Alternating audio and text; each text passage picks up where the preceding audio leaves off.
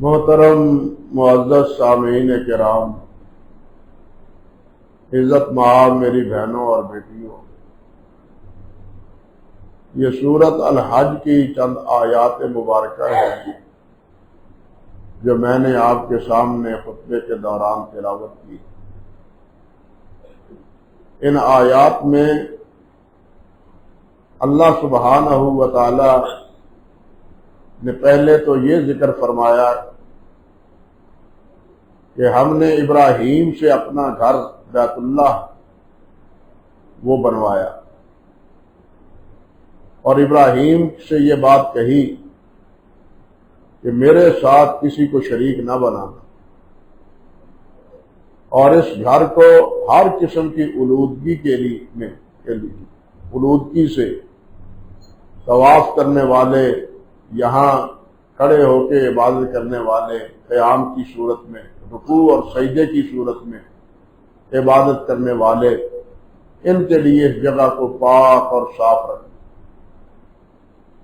کسی قسم کی آمیزش یا کسی قسم کی بھی گندگی یہاں نہیں ہونی چاہیے۔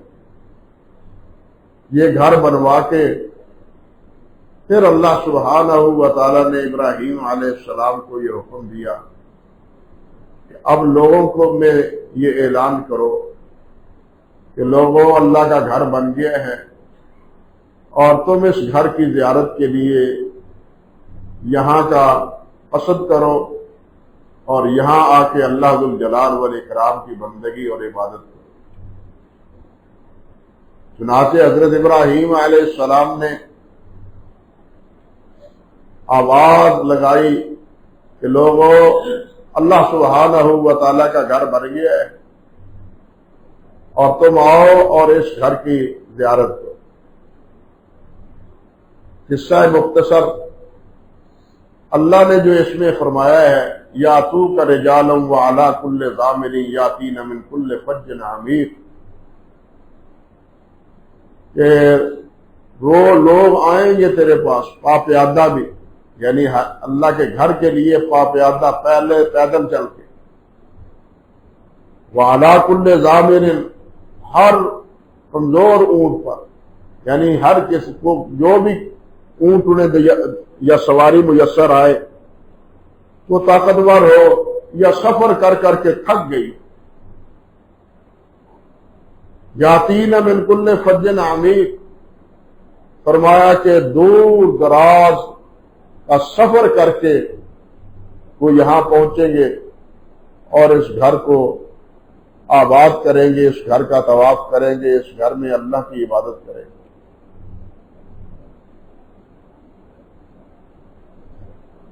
یہ بات اللہ سبحانہ و تعالی نے آج سے کوئی 4000 سال پہلے فرمائی تھی، اور آج ہم اپنی آنکھوں سے اس وقت سے لے کے اب تک اور اب بھی اپنی آنکھوں سے اس کی صداقت دیکھ رہے ہیں کہ پوری دنیا سے سفر کر کر کے اللہ اکبر کبیرہ اس گھر کی حاضری کے لیے حاضر ہوتے ہیں، اور پھر اس کے بعد حج کے جو چند ضروری مسائل ہیں قربانی کے اور طواف زیارہ کے، وہ مسائل اللہ ذو الجلال نے بیان کیے ہیں اور اس کا حکم فرمایا ہے۔ اللہ اکبر کبیرہ، رمضان، یہ ذی الحج وہاں عرب میں، سعودیہ میں اس کی ابتدا ہو چکی ہے، اور کل امید ہے انشاءاللہ آج شام چاند نظر آئے گا اور ذی الحجہ کا مہینہ کل ہمارے ہاں بھی اس کی ابتدا ہو جائے گا انشاءاللہ۔ اس مہینے میں جو کرنے کے کام ہیں جن کا اہتمام کرنا چاہیے، ان میں سے ایک بڑا کام یہ ہے کہ ان دنوں میں اللہ سبحانہ و تعالیٰ کی تسبیح و تحلیل، اللہ کی عبادت اور بندگی اس کا اہتمام کرنا چاہیے۔ پہلے دنوں سے بڑھ کے رمضان المبارک کی جس طرح آخری 10 راتیں وہ بہت بابرکت ہیں، اور ان 10 راتوں میں لیلۃ القدر وہ خیر من الف شہر، ایک مہینے کی عبادت سے بھی بہتر۔ اسی طرح یہ رمضان ذی الحج کے ابتدائی 10 دن یہ بھی اللہ سبحانہ و تعالیٰ کے نزدیک بڑے محترم ہیں، اور ان ایام میں کی ہوئی عبادت وہ اللہ سبحانہ و تعالیٰ کو بہت بہت محبوب ہے۔ صحیح بخاری میں حضرت عبداللہ ابن عباس رضی اللہ تعالی عنہ سے روایت فرماتے ہیں کہ قال رسول اللہ صلی اللہ علیہ وسلم ما من ایام العمل الصالح احب الی اللہ فیہن من هذه الایام، کہ نیک عمل ان ایام میں جتنا اللہ ذو الجلال والاکرام کو محبوب ہے، جتنا پسندیدہ ہے، دوسرے دنوں میں کیا ہوا وہی عمل وہ اتنا اللہ تعالیٰ کے ہاں قرب کا باعث نہیں ہے۔ یہ اللہ تعالیٰ کی تقسیم ہے، جس وقت کو چاہے، جس جگہ کو چاہے، جس فرد کو چاہے اللہ سبحانہ و تعالی خصائص سے، انعامات سے، افضلیت سے نواز دے۔ یہ سب اللہ تعالیٰ کے اختیار میں، جس طرح رمضان مبارک ہے اور اس میں آخری عشرہ ہے، یا جس طرح محرم الحرام کے مہینے محرم ہے اور اس کے علاوہ حرمت والے مہینے ہیں، اور وہ حرمت والے مہینے کیا ہے؟ رجب، ذی-قعدہ، ذی الحج اور محرم۔ ان حرمت والے مہینوں کی یہ تعیین بھی اللہ سبحانہ و تعالی نے کی۔ اللہ اکبر کبیرہ۔ اسی طرح ان 10 دنوں کی افضلیت اور برتری دوسرے ایام سے یہ بھی اللہ سبحانہ و تعالی کی تقسیم کی ہے۔ اللہ ذو الجلال جس کو چاہے جس طرح چاہے نواز دے، بندوں میں بھی، راتوں میں بھی، دنوں میں بھی، ہفتے کے دن جمعے کو بھی، یہ ساری تقسیم اور یہ ساری تعیین اللہ سبحانہ و تعالیٰ کی۔ وَرَبُّكَ يَخْلُقُ مَا يَشَاءُ وَيَخْتَارُ، تیرا رب جو چاہتا ہے پیدا کرتا ہے، جو چاہتا ہے اللہ تو تعالیٰ وہ پیدا ہو جاتا ہے، وہ اس دنیا میں اس کا وجود بن جاتا ہے، اور جو چیز بھی پیدا کی ہے ان میں سے جس کو چاہتا ہے ممتاز بنا دیتا ہے، فضیلت والا بنا دیتا ہے، پسندیدہ اپنے ہاں محبوب بنا دیتا ہے۔ یہ سب تقسیم اللہ سبحانہ و تعالیٰ کی۔ نہ اللہ رب العزت کے علاوہ کوئی اور خالق ہے، اور نہ ہی مخلوق میں سے کسی دن یا کسی رات یا کسی مہینے کی تعیین میں کسی کو اختیار ہے۔ یہ سارے اختیارات اللہ سبحانہ و تعالیٰ کے پاس۔ تو ان 10 دنوں کو اللہ سبحانہ و تعالیٰ نے جو فضیلت بخشی ہے وہ باقی ایام کو نہیں ہے۔ ہفتے کے دن ہے 6، 7واں دن جمعے کا ہے، لیکن جمعے کے دن کو بھی جو فضیلت ہے وہ باقی 6 دنوں میں وہ فضیلت کسی دن کو حاصل نہیں ہے۔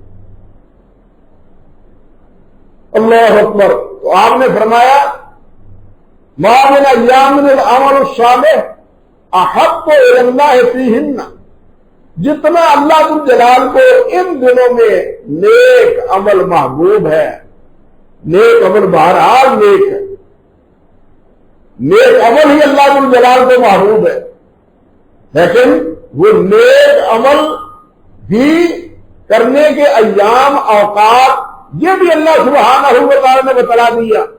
یہ کتنی کرم نوازی اللہ سبحانہ و تعالیٰ کہ اللہ کے ہاں جو محبوبیت کا باعث ہے اپنی مخلوق کو اللہ ذوالجلال نے وہ اوقات بھی اور وہ ایام بھی وہ مہینے بھی اللہ ذوالجلال نے بتلا دی.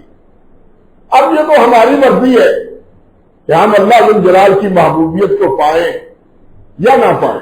اللہ نے تو بتلا دیا ہے, اللہ نے تو سمجھا دیا ہے کہ یہ چیز میرے نزدیک محبوب ہے. تو یہاں بھی ان 10 دنوں میں نیک عمل اللہ ذوالجلال کو بہت محبوب ہے. اللہ کی تسبیحات, قرآن مجید کی تلاوت, اللہ کی راہ میں صدقہ خیرات, ان دنوں میں روزے کا اہتمام, یہ اللہ ذوالجلال کو بہت محبوب ہے. قالوا ولا جہاد فی سبیل اللہ, صحابہ کرام رضوان اللہ علیہم اجمعین نے عرض کیا حضور کیا اللہ کی راہ میں جہاد کا درجہ بھی ان دنوں وہ نہیں ہے جو نیک عمل کا ہے؟ تو نبی علیہ السلام نے فرمایا ولا جہاد فی سبیل اللہ, جہاد بھی نہیں, جہاد بھی نہیں اللہ مگر ایک صورت ہے, رجل خرج بنفسه وماله ثم لم يرجع من ذلك بشيء. ہاں وہ آدمی جو اپنا مال بھی لے گیا, آپ بھی چلا گیا, مال بھی اللہ کی راہ میں خرچ کر دیا اور اپنی جان بھی اللہ ذوالجلال کے سپرد کر دی, جہاد میں شہید ہو گیا, اس کا یہ عمل ان دنوں میں نیکیوں کے برابر تو ہو سکتا ہے, ورنہ کوئی اور نیک عمل جو ہے وہ ان دنوں نیکیوں کو نہیں پہنچ سکتا. یہی وجہ ہے کہ صحابہ کرام اور تابعین اعظام ان دنوں میں جتنا اہتمام کرتے تھے تسبیح و تحلیل کا, حضرت ابو ہریرہ رضی اللہ تعالی عنہ, حضرت عبداللہ بن عمر رضی اللہ تعالی عنہ, ان سے منقول ہے کہ وہ ان دنوں میں بازار میں نکل جاتے اور بازار میں جا کے اونچی آواز سے تکبیرات اور تسبیحات پڑھتے تاکہ لوگ بیٹھنے والے جو کاروبار میں مصروف ہیں وہ بھی دیکھ کے دکانوں پر بیٹھے ہوئے تکبیر و تحلیل میں وہ بھی مصروف ہو جائیں. نیکی کو دیکھ کے بسا اوقات نیکی کرنے کو جی چاہتا ہے بشرطے کے دل میں کچھ ایمان ہو, بشرطے کے دل میں کچھ ایمان ہو. نیکی کو دیکھ کے نیک لوگوں کے حالات پڑھ کے, صحابہ کرام رضوان اللہ علیہم اجمعین کے حالات پڑھ کے, انبیاء کرام علیہم السلام کی سیرتیں پڑھ کے انسان کی طبیعت مچلتی ہے, نیکی کی طرف اس کا رجحان بڑھتا ہے. یہی طریقہ حضرت عبداللہ بن عمر اور حضرت ابو ہریرہ رضی اللہ تعالی عنہ, حضرت سعید بن جبیر رحمۃ اللہ علیہ تابعین میں بڑا نام ہے, ان کے بارے میں منقول ہے کہ وہ ان دنوں میں اتنا اجتہاد کرتے, محنت کرتے اللہ کی بندگی میں, اطاعت میں, فرم برداری میں, ذکر و اذکار میں, کہ دوسرے دیکھنے والے ششتر رہ جاتے, اتنا اہتمام کرتے. ہمارے ہاں امر واقع یہ ہے کہ رمضان المبارک کی آخری 10 راتوں کا تو کچھ اہتمام کر لیا جاتا ہے, خوش نصیب اور راتوں کو جانتے ہیں, اللہ کی بندگی کرتے ہیں, لیکن ان 10 دنوں میں اتنا اہتمام نیکی کا نہیں ہوتا جس طرح سے رمضان المبارک میں وہاں راتوں میں ہوتا ہے. اب یہاں یہ بھی کیوں ہے, بڑا بات سمجھے, یہ ہے اس لیے کہ رمضان میں ایک ماحول بنا ہوا ہوتا ہے نیکی کا, رمضان میں ایک نیکی کا ماحول بنا ہوا ہوتا ہے, رجحان ہوتا ہے, اور اللہ کی طرف سے بھی فرشتے آواز دے رہے ہوتے ہیں, یا باغی الخیر اقبل, یا باغی الخیر اقبل, نیکی کرنے والے اور نیکی کرو, نیکی کرنے والے اور نیکی کرو, ماحول ہوتا ہے. لیکن ان 10 دنوں میں وہ ماحول نہیں ہے جو رمضان مبارک کی آخری 10 راتوں میں ہوتا ہے. اس ماحول کے نہ ہونے کی وجہ سے ذی الحج کے یہ 10 دن ہم ایسے ہی ضائع کر دیتے، کوئی اس میں ہمارے اندر تبدیلی رونما نہیں ہوتی، دوسرے ایام سے اس دنوں میں کوئی نمایاں فرق محسوس نہیں ہوتا۔ حالانکہ ہر ایک کو یہ سوچنا چاہیے کہ پہلے دنوں کے مقابلے میں یہ جو اللہ سبحانہ و تعالیٰ نے نیک اعمال کو محبوبیت کا درجہ دیا ہے، ہمارے اندر کیا انقلاب آیا، کتنا پڑا ہے، اپنے ورد و وظیفہ، تسبیح و تحلیل، تلاوت قرآن مجید، اس میں کیا اضافہ کیا ہے؟ پہلے کتنا پڑھتے تھے، اب کتنا پڑھتے ہیں؟ ہم سب کو اس کا حساب کرنا چاہیے۔ اگر تو ہم پہلے سے اضافہ کیا ہے ہم نے، تو گویا ہم نے ان دنوں کی قدر کی ہے، اور اگر پہلے دنوں میں کوئی کے مقابلے کوئی اضافہ نہیں کیا تو پھر گویا کہ ہم نے ان دنوں کی کوئی قدردانی نہیں کی۔ اس لیے بھائیوں، ان ایام میں اللہ کی تسبیح و تحمید، قرآن مجید کی تلاوت، اگر توفیق اللہ عطا فرما دے تو ہوگا، اور اللہ کی راہ میں انفاق، یہ سب دیکھی یہ کام کرے، اللہ سب کو توفیق عطا فرمائے۔ اور دوسرا عمل جو 10 کو سب سے زیادہ محبوب ہے اللہ الجلال کے ہاں، وہ قربانی کا ہے۔ اللہ کی راہ میں قربانی کرنا، اللہ کی خوشنودی کے لیے، اللہ کی رضا کے لیے۔ اور یہ جہاں سنت ابراہیمی ہے وہاں سنت مصطفی بھی ہے، بلکہ یہ دین کا شعار ہے، دین کا ایک شعار ہے۔ شعار اس کو کہتے ہیں جو علامت ہو، علامت کو شعار کہتے ہیں۔ گویا کہ قربانی کرنا یہ مسلمانوں کا اور دین کا ایک شعار ہے کہ ان 10 تاریخ کو اور ایام تشریق میں یہ حضرات اللہ کی خوشنودی کے لیے قربانی اللہ کے حضور پیش کرتے ہیں۔ اور قربانیوں کا یہ ذکر اللہ اکبر اس امت کے لیے نہیں ہے، یا صرف ابراہیم علیہ السلام کے بعد ہی اس کی ابتدا نہیں ہوئی، بلکہ قربانی کا یہ ذکر اس وقت سے ہے جب سے اللہ سبحانہ و تعالیٰ نے انسان کو پیدا کیا۔ اللہ جلال نے سورۃ المائدہ میں حضرت آدم علیہ السلام کے 2 بیٹے حابیل اور قابیل کی قربانی کا تذکرہ کیا ہے۔ 2 بیٹوں نے قربانی کی۔ اللہ جلال فرماتے ہیں مطلب علیہم نبأ ابنی آدم بالحق اذ قربا قربانا فتقبل من احدہما ولم يتقبل من الآخر۔ اللہ فرماتے ہیں اس وقت کو یاد کرو جب 2 بھائیوں نے قربانی، آدم کے 2 بیٹوں نے، 2 بھائیوں نے قربانی کی تھی، ایک کی قربانی قبول ہو گئی، دوسری قربانی قبول نہ ہوئی۔ اس وقت قبولیت کی ایک علامت ہوتی تھی، اللہ اکبر کبیرہ۔ آدم علیہ السلام سے لے کے نبی علیہ السلام کی تشریف آوری تک،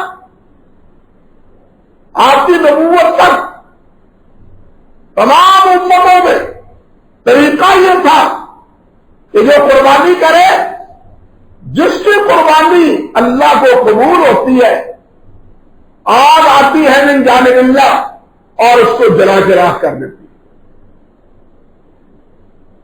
پہلی امتوں کو ان کی قربانی استعمال کرنے کی اجازت نہ تھی، مال غنیمت استعمال کرنے کی اجازت نہ تھی، مال غنیمت بھی نظر آتش، قربانی قبول شدہ وہ بھی نظر آتش۔ نبی کریم صلی اللہ علیہ وسلم کی بدولت اس دین میں، شریعت میں اللہ نے یہ تبدیلی دی کہ قربانیوں کو تم بھی کھاؤ، اپنے پڑوسیوں کو بھی دو، دوستوں احباب کو بھی دو۔ اوائل میں تو نبی علیہ السلام نے 3 دن سے زیادہ قربانی کا گوشت کھانے سے منع کیا ابتدا میں، لیکن بعد میں آپ نے اجازت اتنی دی اگر تم ذخیرہ کرنا چاہتے ہو تو وہ بھی کر دو، 10 دن، 1 مہینہ، 2 مہینے، 6 مہینے، جتنا چاہتے ہو اپنے پاس رکھ سکتے ہو، لیکن بہتر یہی ہے کہ تم خود بھی کھاؤ، اپنے پڑوسیوں کو بھی کھلاؤ، اور جو حقدار ہیں، مساکین ہیں، فقراء ہیں، جنہوں نے کبھی گوشت کا منہ نہیں دیکھا، پھر فصول چھوٹے گا، بڑے گا، پھر بھی وہ بیچارے مشکل میں پڑھ کے کچھ نہ کچھ گزارا کر لیتے ہیں، لیکن چھوٹے کا وہ منہ نہیں دیکھتے، ان کے گھروں میں پہنچاؤ۔ افضل یہی ہے، اگرچہ اس کی اجازت ہے، لیکن پہلی امتوں میں اس کی اجازت نہ تھی، تو ایک کی قربانی آگ آئی اس کو جلا کے راحت کر گئی، اور اب دوسرا جو ہے جس کی قربانی کبھی قبول نہیں ہوئی تھی قابیل کی، اللہ اکبر، وہ کہنے لگا کہ یہ تمہاری قبول کیوں ہوئی ہے قربانی، میری کیوں نہیں قبول ہوئی، لاکھ تو لنت میں تجھے قتل کر دوں۔ یہ ہے حسد، سمجھ لے بات، یہ ہے حسد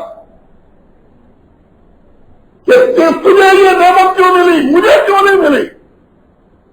اور یہی حسد شیطان نے کیا تھا سب سے پہلے آدم علیہ السلام کے مقابلے میں، تکبر بھی اور حسد بھی، کہ تمہیں یہ اعزاز کیوں ملا ہے کہ تمام کو کے لیے تمہیں مسجود بنا دیا، فرشتے بھی سجدہ ریز ہیں، مجھے بھی حکم ہے کہ تم بھی سجدہ کرو، لیکن اس نے سجدہ کرنے سے انکار کیا۔ کیوں کیا؟ اس لیے کہ انا خیر منہ، میں اس سے بہتر ہوں، میں اس سے بہتر ہوں، مجھے تو نے آگ سے پیدا کیا ہے اور اس کو مٹی سے پیدا کیا ہے، آگ مٹی سے بہتر ہے، اس لیے میں اس کو سجدہ نہیں کروں۔ شیطان آدم علیہ السلام کے اس مقام اور مرتبے کو دیکھ کے حسد کا شکار ہوا اور تکبر کا بھی شکار ہوا۔ دونوں بیماریاں شیطان سے آئی ہیں، تکبر بھی اور حسد۔ اس بھائی کو بھی حسد نے مارا اور کہنے لگا لاکھ تو لندن، میں تجھے چھوڑوں گا نہیں، میں تجھے نہیں چھوڑوں گا۔ وہ کہنے لگا قال انما يتقبل الله من المتقين، اس میں میرا کیا قصور، میرا کیا جرم ہے، میرے گھر کا قدم کیوں ہو رہے ہو، قبول کی کرنا نہ کرنا ہی اللہ کا کام ہے، اور اللہ کے ہاں بھی قبولیت کا ایک معیار ہے، اندھیر نگری نہیں اللہ ذو الجلال کے ہاں، وہاں بھی ایک معیار ہے۔ معیار کیا ہے؟ جو اللہ کا اطاعت گزار ہے اس کی چیز کو وہ کرتا ہے، جو اطاعت گزار نہیں ہے اس کی قبول نہیں کرتا۔ اللہ اکبر کبیر، انما يتقبل الله من المتقین، جو متقین میں سے اطاعت گزار ہے، فرما بردار ہے، وفا شعار ہے، اس کے قبول کرتا ہے۔ بھائی آپ بھی تحفہ اس کا قبول کرتے ہو جس سے آپ کو محبت ہوتی ہے، بلکہ تحفہ لے کے آنے والا وہی لاتا ہے جس کو اس کے ساتھ کوئی نسبت ہوتی ہے، کوئی تعلق ہوتا ہے، اور جس کے ساتھ کوئی تعلق نہیں ہوتا وہ تحفہ لے کے نہیں جاتا، اور قبول کرنے والا قبول بھی نہیں کرتا۔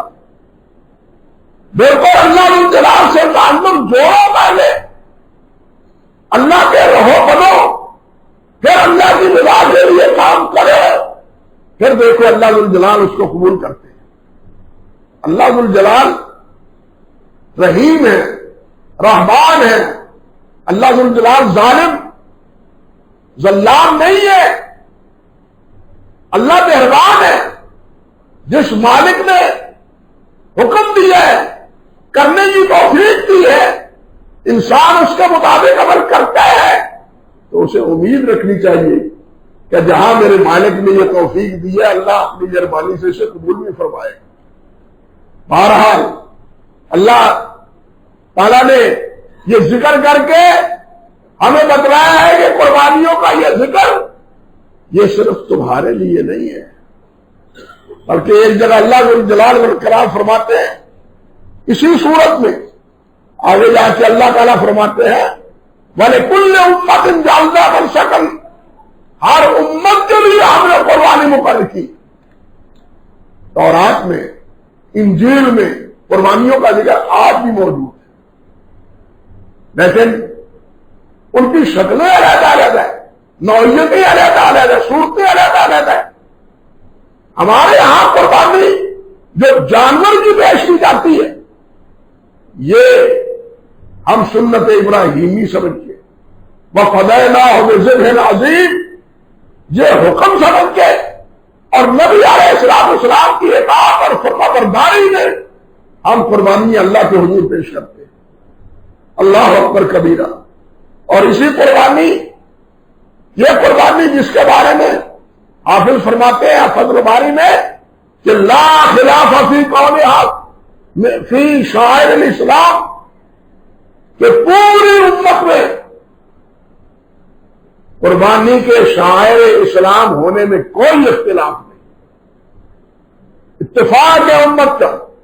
لیکن چند سال پہلے یہ ہمارے ملک میں کچھ ایسے بدنصیب بھی ہوئے جنہوں نے کہا قربانی دینے کا کیا فائدہ ہے، اتنے جانور جناب تم ذبح کر دیتے ہو، یہ پیسے غریبوں کو دے دو، فقیروں کو دے دو، مساکین کو دے دو، کیوں خرچ کرتے ہو یہ پیسے، یہ گوشت لائے جاتے۔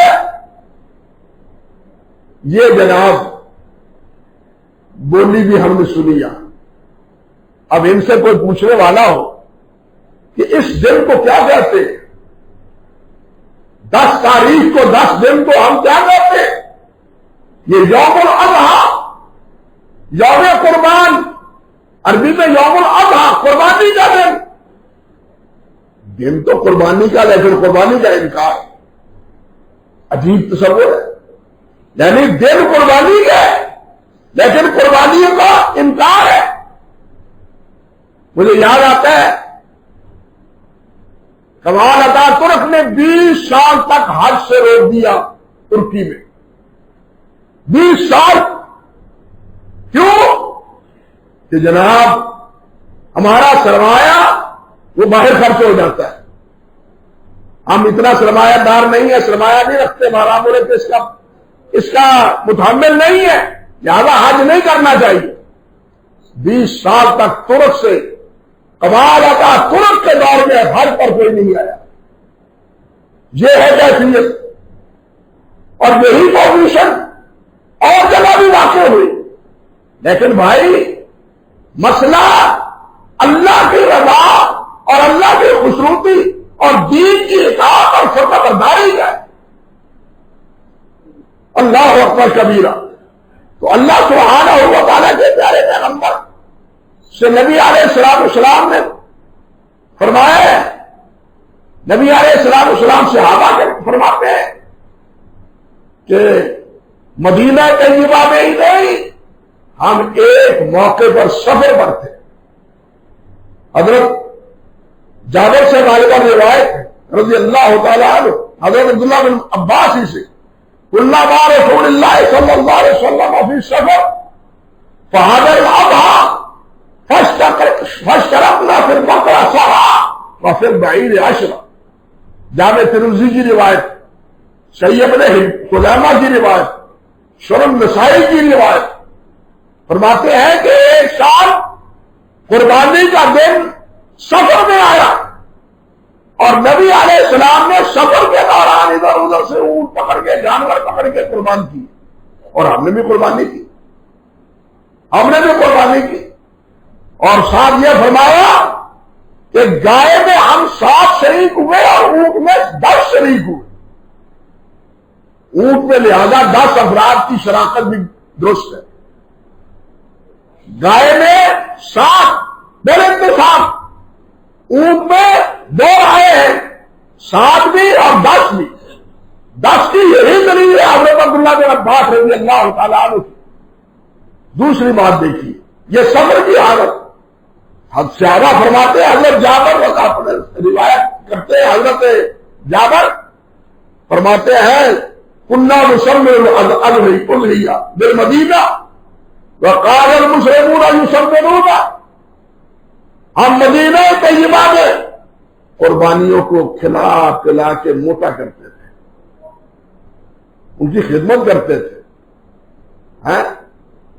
وقال المسلمون یسمرون، اور تمام مسلمان وہ بھی اسی طرح قربانیوں کو کھلا پلا کے موٹا تازہ کرتے تھے۔ یہ کہاں کی بات ہے؟ مدینہ طیبہ۔ جو انکار کرے جی یہ تو حج کا مسئلہ ہے، حج کا مسئلہ یہاں نہیں، لیکن یہ بھی شیطان کا جھانسا ہے، اسی لیے عرض کر رہا ہوں، صحابی فرماتے ہیں کہ مدینہ میں ہم اس طرح کرتے تھے۔ اور اس سے یہ بھی پتا چلا آج کل جو ایک طریقہ چل نکلا ہے، بلکہ اب تو وہ کمرشل بنیادوں پر کام شروع ہو گیا ہے، کمرشل بنیادوں پر، وہ کیا اجتماعی قربانی، اشتہار چھپتے ہیں، اس کے لیے جناب تنظیمیں انہوں نے کام سنبھال رکھا ہے، اجتماعی قربانی۔ بعض مدارس والے بھی یہی کرتے ہیں، اجتماعی قربانی۔ بھائی ایک قربانی میں 7 شریک ہو جاتے ہیں، ٹھیک ہے، لیکن اجتماعی قربانی میں کیا ہوتا ہے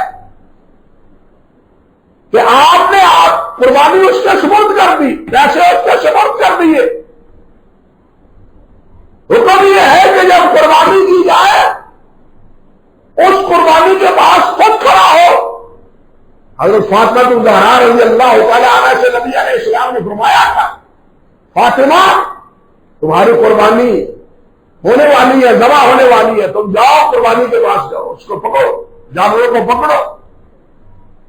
مسئلہ تو یہ ہے، لیکن اجتماعی قربانیوں سے جانوروں پر مالک نہیں پہنچتا، مالک نہیں پہنچتا۔ قربانی کرنے قربان جانور کی خدمت مدارت نہیں کی جاتی، دونوں چیزیں نہیں ہوتی، بس پیسے دے دیے اور اپنے آپ کو بڑی ذمہ سمجھا، اب وہ جانے اور اس کا کام جانے۔ اللہ کے بندو، قربانی کے جانور سے پیار، اس سے محبت، اس کو کھلانا، اس کو پلانا، ان کو نہلانا، اس کو سنوارنا، یہ سب قربانی کے ساتھ تعلق رکھتی ہے بات، لیکن اجتماعی قربانی میں یہ صورتیں پیدا نہیں ہوتی۔ اور آج کا جو کمرشل بنیادوں پر یہ کام شروع ہو چکا ہے، اور ہمیں دو ہمیں دو ہمیں دو، یہ طریقہ بالکل نامناسب ہے، یہ طریقہ درست نہیں ہے، اس سے اجتناب کریں، دیکھ یہی بہتر ہے۔ تو بہرحال نبی علیہ السلام نے فرمایا قربانی کے بارے میں، من رأى حلالا بالحج واراد ان يضحي فلا يأخذ من شعره واظفاره حتى يضحي، فرمایا کہ جو قربانی کرنا چاہتا ہے اسے چاہیے کہ ذی الحج کا چاند دیکھنے کے بعد وہ اپنے بال نہ کٹائے، اپنے بال نہ کٹائے، اپنے ناخن نہ کٹائے، جب قربانی ہو جائے پھر بال کٹائے۔ اور قربانی ہونے کا مقصد کیا ہے کہ قربانی کے ذبح ہونے کا جو وقت ہے، قربانی کے ذبح ہونے کا یہ وقت ہے، حتیٰ تک وہ حج و محلہ، جب قربانی اپنی جگہ پر پہنچ جائے پھر یہ دوسرا قربانی بھیجنے والا حلال ہو سکتا ہے۔ یہاں بھی یہی صورت ہے، یہ نہیں کہ ذبح ہونے کے بعد۔ ذبح کا وقت کیا ہے؟ ذبح کا وقت ہے نماز کے بعد، عید الاضحیٰ کے بعد، عید الاضحیٰ سے پہلے نہیں، بلکہ عید الاضحیٰ سے پہلے جو قربانی کرتے ہیں، نبی علیہ السلام نے فرمایا وہ اپنے پیٹ کے لیے کرتے ہیں، وہ اللہ کی رضا کے لیے نہیں کرتے۔ ایک قوم ایسی ہے، کیا عرض کروں، ایک قوم ایسی بھی ہے بدنصیب جو عید پڑھنے سے پہلے تو خدا صبح کی نماز سے بھی پہلے قربانی کر لیتے، صبح کی نماز سے پہلے قربانی کر لیتے، اللہ اکبر کبیرہ۔ اور بعض ہیلا جو ایسے بھی ہیں، افسوس ہوتا ہے، وہ کہتے ہیں بھائی اگر تم نے پہلے قربانی کرنی ہے نا، وقت سے گوشت کھانا ہے نا، تو اپنی قربانی کو کسی گاؤں میں بھیج دو، وہاں عید تو پڑے گی نہیں۔ مسئلے کی بنیاد یہ ہے کہ عید اور جمعہ وہ شہروں میں ہوتا ہے، گاؤں میں نہیں ہوتا، لہذا ان پر انہیں عید پڑھنے کا حکم ہی نہیں ہے، اس لیے آپ وہاں بھیج دیں، وہاں جب بھی وہ قربانی کر لیں گے تمہاری قربانی بھی ہو جائے گی۔ انا للہ و انا الیہ راجعون۔ دین میں اس قسم کے ہیلے کی کوئی گنجائش نہیں۔ نبی علیہ السلام نے صاف صاف لفظوں میں فرمایا ہے کہ شخص ان اول یومن، آج پہلے دن نبدأ بہی یوتی یومنا ھذا نصلی، آج سب سے پہلے ہم نماز پڑھیں گے، ثم نرجع، پھر ہم واپس جائیں گے نماز پڑھ کے، فننحر، پھر ہم جا کے نہر کریں گے، قربانیاں کریں گے۔ فرمایا جس نے اس طرح کیا فقد اصاب سنتنا، اس نے ہماری سنت کو پا لیا۔ ومن ذبح قبل فانما هو لهو قدمه لاهله ليس بالنصب، جو اس سے پہلے قربانی کرتا ہے، فرمایا اس نے اپنے گھر والوں کے لیے کھانے کا انتظام کیا ہے، اس کا قربانی سے کوئی تعلق نہیں، اس کا قربانی کے ساتھ کوئی تعلق نہیں۔ اس لیے اس قسم کے ہیلے نہ ان کی گنجائش ہے، نہ اس سے پہلے کسی قربانی کی گنجائش ہے۔ اور بھی قربانی کے مسائل ہیں جو پہلے یعنی عید سے پہلے جانور کے متعلق نبی علیہ السلام نے فرمایا کہ کون سا جانور خریدو اور اس میں کیا احتیاط ہے، یہ ساری ہدایات نبی علیہ السلام نے دی، جس کے بارے میں اللہ نے چاہا تو آئندہ خطبے میں کچھ ضروری باتیں عرض کرنے کی کوشش کروں گا۔ اللہ سبحانہ و تعالی ہمیں قربانی کرنے کی توفیق دے، سنت ابراہیمی کے مطابق نبی علیہ السلام کی اتباع اور فرمانبرداری میں، اور اللہ جلال کی ایام ہمیں اپنے عمل، تسبیح و تحلیل، قرآن مجید کی تلاوت اور دوسری نیکیاں یہ کرنے کی بھی اللہ تعالی ہمیں توفیق دے۔ صرف دعا نہیں بلکہ عملاً بھی ہمیں اس کا اہتمام کرنا چاہیے۔ جس طرح رمضان میں ہمیں اہتمام کرتے ہیں، اسی طرح ان 10 دنوں میں بھی ہمیں اہتمام کرنا چاہیے۔ اللہ سبحانہ و تعالی مجھے بھی اور آپ کو بھی اس کی توفیق عطا فرمائے۔ وآخر دعوانا الحمدللہ رب العالمین۔